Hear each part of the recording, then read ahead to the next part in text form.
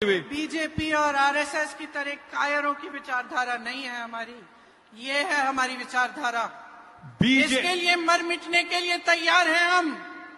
BJP ಅವರ ವಿಚಾರಧಾರೆಗಳು ನಮ್ದಲ್ಲ, RSS ನ ವಿಚಾರಧಾರೆ ನಮ್ದಲ್ಲ, ನಮ್ದೇನೆ ಬೇರೆ ಆದಂತಹ ವಿಚಾರಧಾರೆ.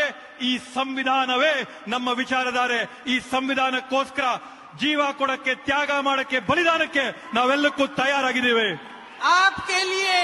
आपके लिए न्याय के लिए, आपकी समानता के लिए, आपके लोकतंत्र के लिए मर मिटने के लिए तैयार हैं हम।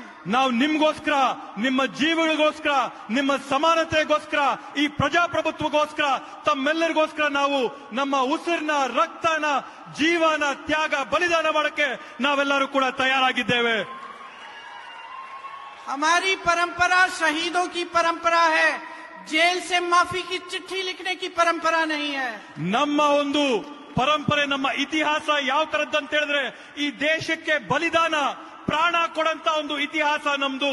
ಜೈಲಲ್ಲಿ ಕೂತ್ಕೊಂಡು ಬ್ರಿಟಿಷರಿಗೆ ಕ್ಷಮಾಪಣೆಯ ಪತ್ರ ಬರಂತ ಇತಿಹಾಸ ಅಲ್ಲ ನಮ್ದು.